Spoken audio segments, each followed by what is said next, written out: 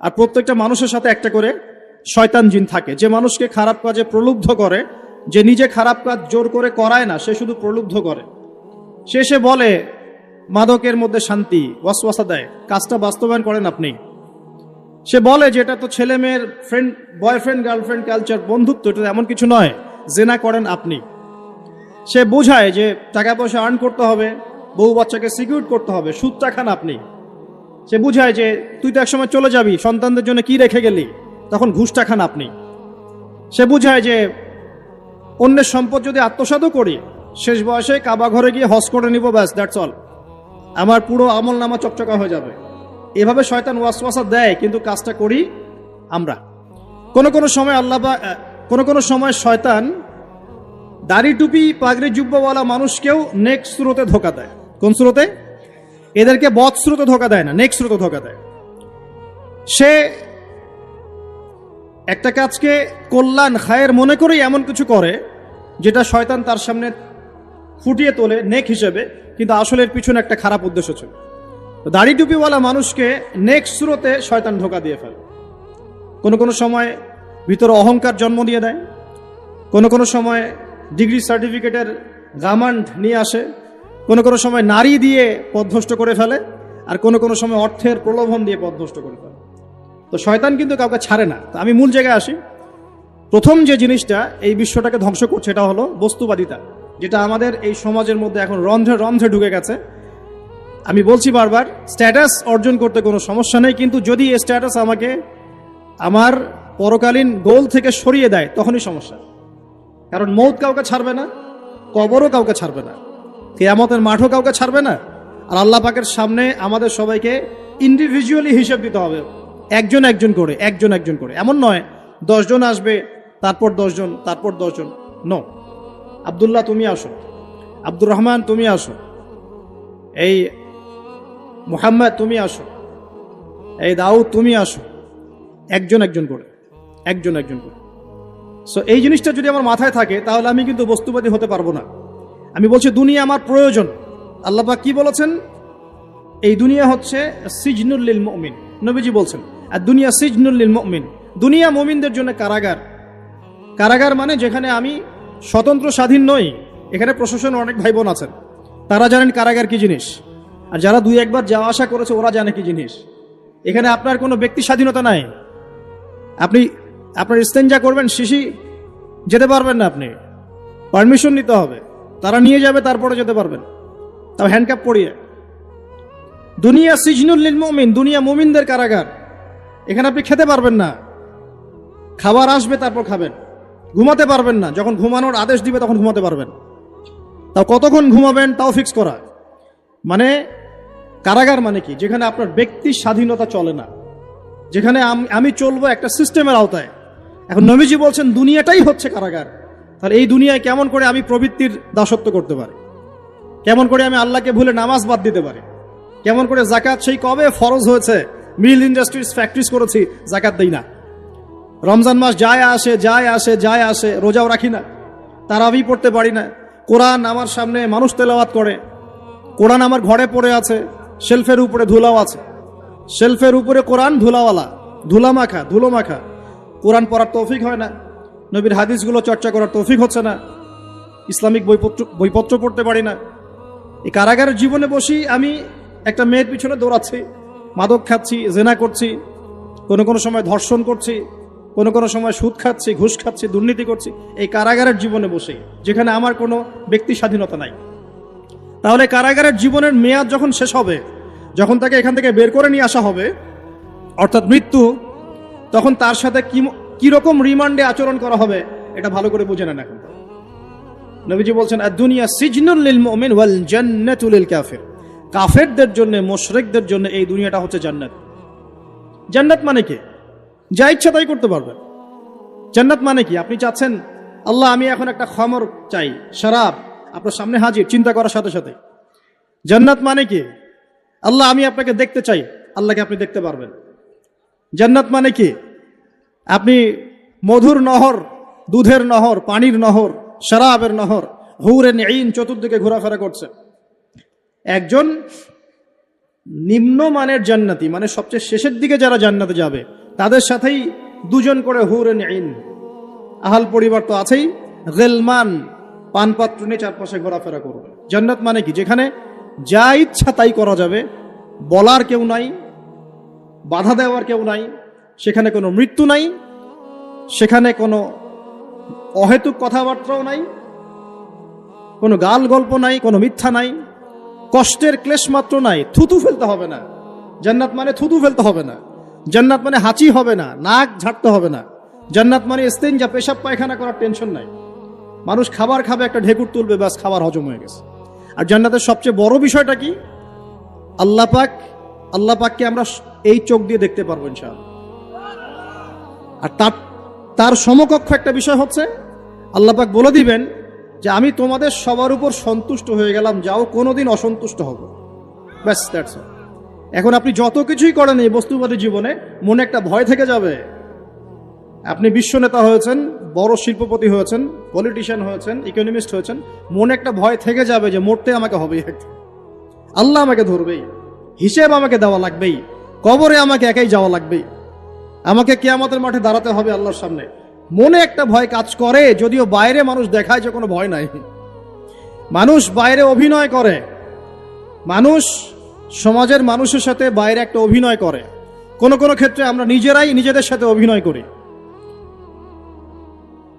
কথা সাহিত্যিক হুমায়ুন আহমেদের নাম শুনেছেন? ইন্তেকাল করেছেন। একটা সময় ছিল আমরা স্কুলে পড়তাম, কলেজে পড়তাম, মাঝে মাঝে টুকটাক এ ধরনের কিতাব বইপত্র পড়া হয়েছে, হিমু, মিসির আলী এইসব পড়া হয়েছে, শরৎচন্দ্র, বঙ্কিমচন্দ্র, রবীন্দ্রনাথ, নজরুলের কবিতাগুলো, ইভেন শেক্সপিয়ার, অ্যাডাম স্মিথ সহ, যিনি অর্থনীতির জনক। যাই হোক, তিনি তার বইয়ের মধ্যে লিখেছিলেন যে এই পুরো দুনিয়াটা হচ্ছে অভিনয়ের মঞ্চ।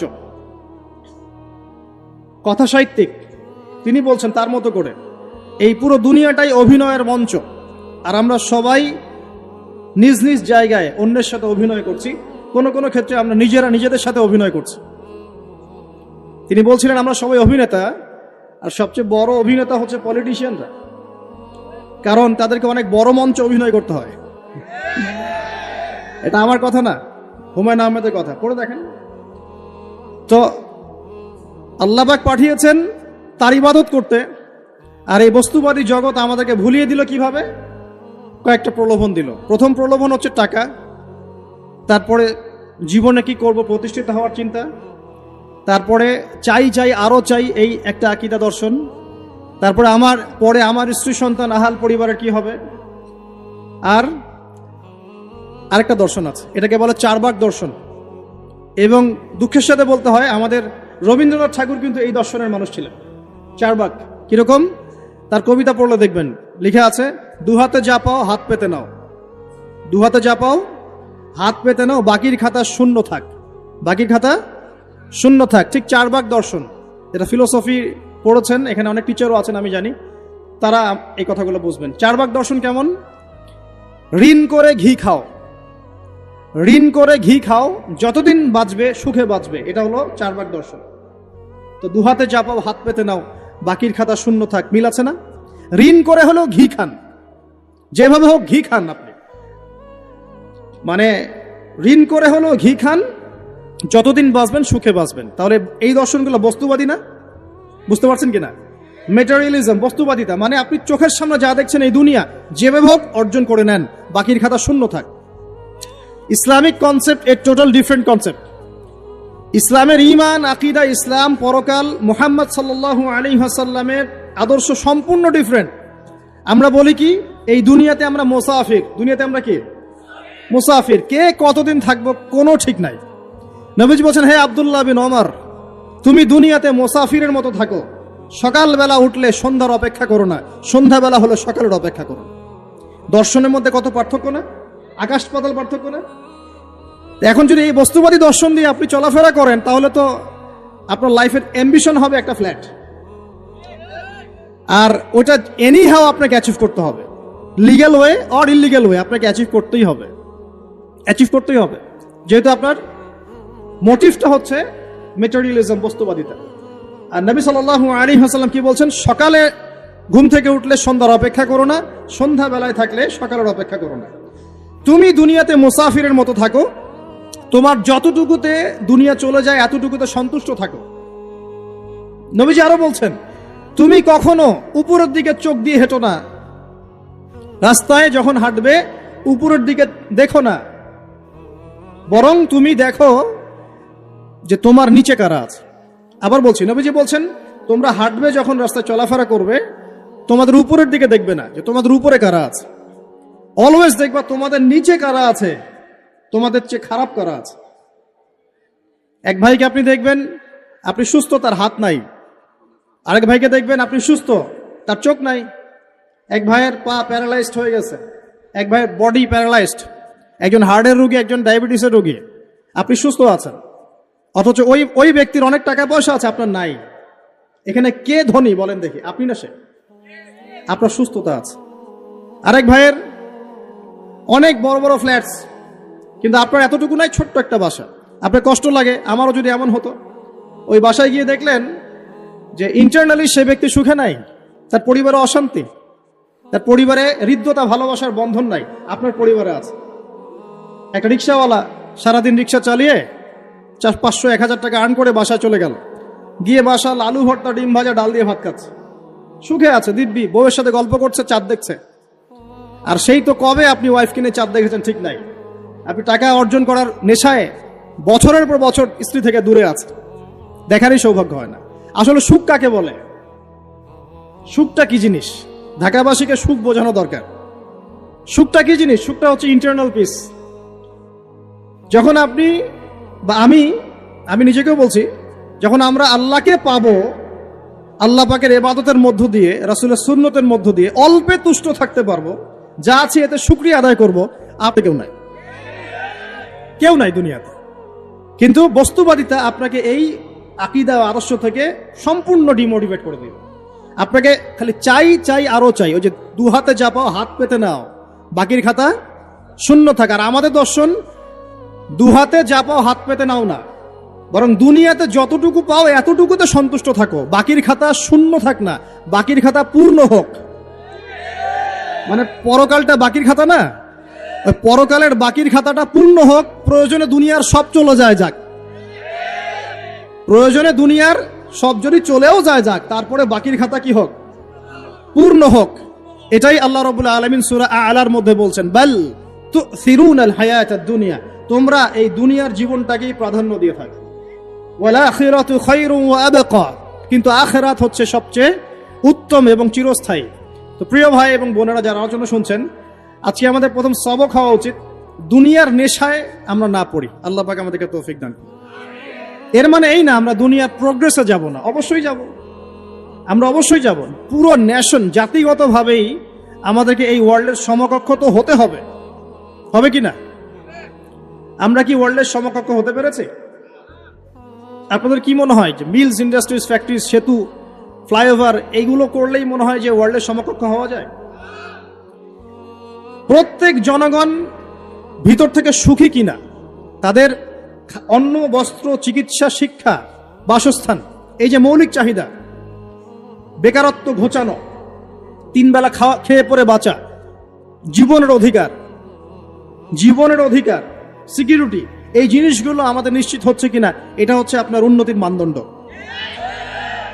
উন্নতির মানদণ্ড কি? আমরা এখন যেখানে আছি না, 1776 সালে অ্যাডাম স্মিথ তার চেয়ে আগের জায়গায় ছিলেন। 1776 সালে অ্যাডাম স্মিথ একটা বই লিখেছেন, তার নাম হচ্ছে যে দি ওয়েলথ অফ নেশন, এই কিভাবে একটা রাষ্ট্রের ওয়েলথ ফাংশন করে। ওই 1776 সালে তিনি যে চিন্তাগুলো করেছেন, এখন পর্যন্ত আমরা সেই চিন্তা বাস্তবায়ন করতে পারি নাই।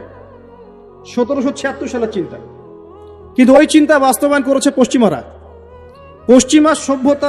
যেটা আপনি দেখছেন দাঁড়িয়ে আছে, এই একটা বইয়ের উপর দাঁড়িয়ে আছে।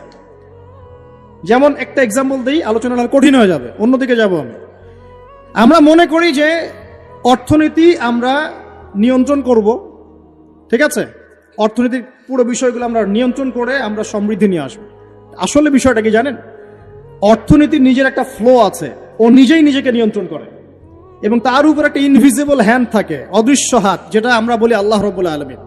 আল্লাহ রাব্বুল আলামিন এই পুরো অর্থনীতিকে নিয়ন্ত্রণ করেন। আমরা যখন সেটাকে ইন্টারফেয়ার করতে যাব তখন ইকোনমি কলাপস করে যাবে। এই যে করছে কলাপস। আরো ব্যাপার আছে, শুধু ব্যবসা, অর্থনীতি, এক্সপোর্ট ইম্পোর্ট এগুলোকে তিনি জাতির মানদণ্ড বলতেন না। তিনি বলতেন যতক্ষণ পর্যন্ত জাতির প্রত্যেক ব্যক্তির মধ্যে এথিক্স না আসবে, নীতি যতক্ষণ পর্যন্ত না আসবে আপনি করাপশন থামাতে পারবেন না। তাই হয়েছে না? শুধু ব্যবসা না, আদর্শ কতটুকু আছে? এই যে আপনি দেখছেন বিভিন্ন জায়গায় ভেজাল খাবার খাওয়াচ্ছে, ওদের কি টাকার অভাব আছে? ওদের টাকার কিন্তু অভাব নাই। নেম ফ্রেমের কোনো ঘাটতি আছে? এস্টাবলিশড বিজনেস, তাহলে কেন আপনাকে ভেজাল খাওয়াবে? কারণ তার মধ্যে এথিক্স নাই, নীতি নাই। এই জন্য জাতির প্রত্যেক সদস্যকে, মানে প্রত্যেক জনগণের প্রত্যেককেই আগে নীতিগত শিক্ষা দেওয়া উচিত। আর এই কাজটাই করে ইসলাম। বলে সুবহানাল্লাহ। এই এথিক্স এবং নীতি শেখায় কে? ইসলাম। ইসলামের চেয়ে সার্বজনীন ভাবে এবং যুগোপযোগী ভাবে কেউই এথিক্স শেখাতে পারবে না। কাগজে কলমে অনেকে অনেক কথা বলতে পারে, প্র্যাকটিক্যালি শেখাবে কে? ইসলাম। এখন বলতে পারেন তাহলে মুসলিমদের মধ্যে দুর্নীতি কেন, মুসলিমদের মধ্যে কেন এই সমস্যাগুলো হয়? উত্তর একটাই, ওই যে স্যার বলে গেলেন, আমি বিভিন্ন ওয়াজে যে এক এক জায়গায় এক এক কথা বলে। উত্তরটা কি? উত্তরটা হচ্ছে যে কোরআন এবং সুন্নাহর সঠিক যে শিক্ষাটা আছে, এই শিক্ষাটা আমরা অনেকেই বাস্তবায়ন করতে পারছি না। এটা আমাদের ব্যর্থতা। এটা কাদের ব্যর্থতা? এটা আমাদের ব্যর্থ। এখানে আমাদের ব্যক্তির স্বার্থ থাকতে পারে, এখানে আমার জ্ঞানের স্বল্পতা থাকতে পারে, আমার ভিতরে অহংকার থাকতে পারে, বা আমি অল্প শিক্ষিত হতে পারি, এবং এমন হতে পারে আমার জ্ঞানটা যুগোপযোগী না। ইসলামিক জ্ঞান আমার মধ্যে আছে, কিন্তু কিভাবে এই জ্ঞান দিয়ে ওয়ার্ল্ডকে ডিল করবো এই জ্ঞানটা আমার মধ্যে নাই। এই কারণে আমরা হয়তোবা ইসলাম, কোরআন সুন্নাহ হাতে থাকার পরেও এই সমস্যাগুলো ফেস করছি। প্রথম সমস্যা হচ্ছে বস্তুবাদিতা। আল্লাহ পাক আমরা সবাইকে